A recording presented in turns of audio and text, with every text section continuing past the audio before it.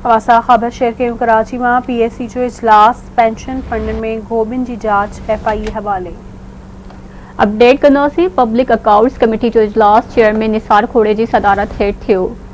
KDA में retired मुलाजिमन ऐं फोतिन जी बेवाहुन लाइ जारी कियल फंड्स हड़प करण जो इंकशाफ जारी कियल 2 अरब 21 करोड़ रुपयन जी पेंशन फंड मां बोकस पेंशनर्स जे नाले ते पैसा कढाया विया।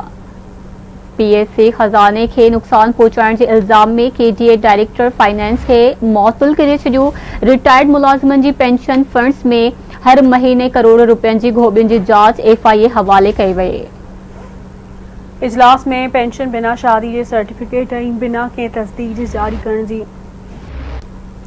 अवां खे अपडेट कयूं कराची में PSC जो इजलास पेंशन फंड में घोबिन की जांच FIA हवाले। पब्लिक अकाउंट्स कमेटी जो इजलास चेयरमैन निसार खोड़े की सदारत हेठ थियो। KDA में रिटायर्ड मुलाजमन ऐं फौतिन जी बेवाहुन लाइ जारी कियल फंड्स हड़प करण जो इंकशाफ।